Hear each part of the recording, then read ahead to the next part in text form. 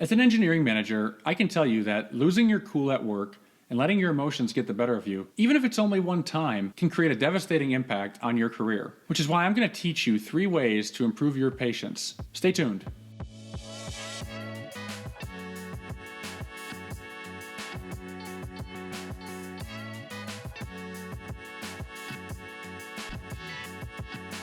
Hi, I'm Doug Howard. Now, if I were you, I'd want to know why I should listen to this random guy on YouTube. Here's a little bit about my background. I'm a licensed structural engineer and engineering manager, and my biggest passion is helping engineers like you elevate your life personally and professionally. It's why I started this YouTube channel, which is 100% dedicated to helping engineers like you build the skills that they, quite frankly, don't emphasize enough in engineering school. I also want to help you become the best version of yourself. So if you're looking to take control of your career and create the opportunities that you deserve, you're going to want to hit that subscribe button. Today, I'm going to explain what happens to your brain when you're impatient. I'm also going to explain how to recognize your triggers, and I'm going to teach you 3 ways to improve your patience. You won't want to miss these pro tips. Patience is a skill that can be developed and improved through awareness and practice. But let's clarify exactly what patience is, because it often gets confused with self-control. Self-control is your ability to exercise restraint over your own impulses and emotions and desires. A good example of self-control is when a person says something that offends you, but you're able to still remain calm on the outside versus expressing your frustration and letting yourself get sucked into an argument.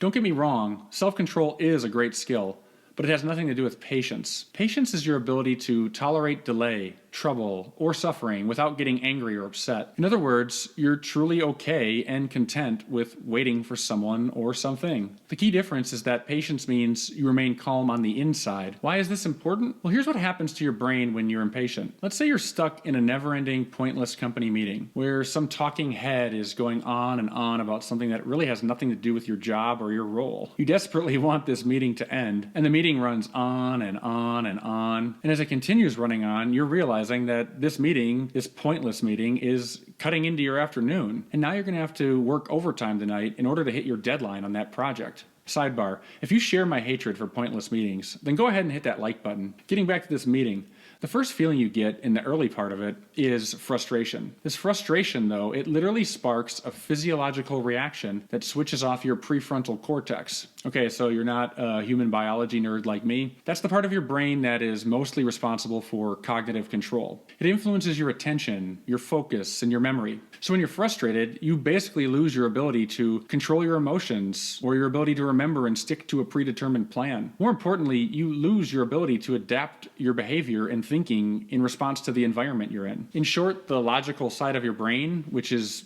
usually in the driver's seat or the control seat for you if you're an engineer, that part of your brain shuts off. And just think about that for a second, because it's kind of a big deal. And it doesn't end there. At the same time as all of this is happening, the amygdala is activated. That's the part of your brain that's responsible for the flight or flight response. It actually activates stress hormones in your brain and in your body. From here, it doesn't take long for your thoughts and your behavior to go downhill. Your frustration turns into anger, and your anger leads to hate, and hate leads to suffering, and suffering leads to the dark side. Okay, that last part was a Yoda quote from episode 3, but all kidding aside, frustration does turn into anger. And this is when you start getting annoyed with random things going on around you, like the person next to you who's breathing really loud, or the sound of someone clicking on their pen. As you're going through this, you typically feel intense emotions like fear, anger, anxiety. This experience quickly compounds as these feelings send signals to your brain that literally distort your perception of time. This is why sitting in standstill traffic actually feels like an eternity despite being stopped for only a few minutes. And it's what causes your uncharacteristic behavior, like yelling at a car in front of you even though they're stuck in the same traffic as you and they can't go anywhere. Before I continue, what things at work test your patience on a regular basis? Let me know in the comments. Okay, I want to make sure you realize that impatience isn't from lack of maturity or intelligence or anything like that. And it doesn't make you a bad person either. It's literally a physiological reaction. Some people are naturally patient, but most engineers aren't, which means you need to take action in order to practice and develop patience skills. Otherwise, the longer you're in a situation that tests your patience, the greater your risk of downward spiraling into temporarily becoming a different person. Now, yelling at cars while stuck in gridlock traffic is one thing, but as an engineering manager, I can tell you that losing your cool at work and letting your emotions get the better of you, even if it's only one time, can cancel out your proven track record and have a devastating impact on your career.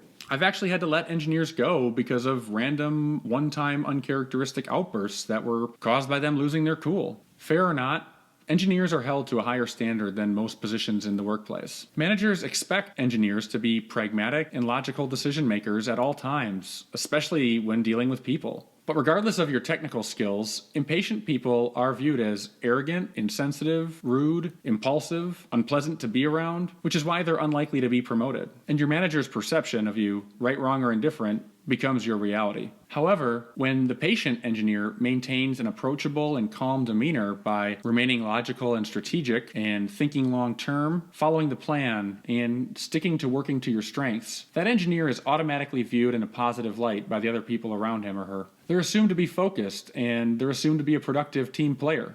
Patience empowers you to stay in control of the situation and take control of your reputation, which is why it's one of the most valuable soft skills for engineers to develop. And here's 3 ways you can begin improving your patience today. The first one, start keeping an impatience journal, and use this journal to track the times when you become impatient. Reflect on the journal to bring awareness to your impatience triggers and to identify any patterns. Are there specific people or activities or parts of the day that make you feel more impatient? The second thing you can do is create a plan for diffusing your most common impatience triggers. Avoid the trap of reacting to your impatience triggers by creating a tactical plan of attack in advance before you become impatient. Then stick to that plan versus letting your emotions decide what to do in the moment. Here's a few examples of triggers and a respective plan. If your trigger is being interrupted by someone else, well, instead of internally deliberating how to handle it on the fly, create a go-to calm response such as, "Excuse me, I'd like to finish what I was saying," and say it any time and every time someone interrupts you.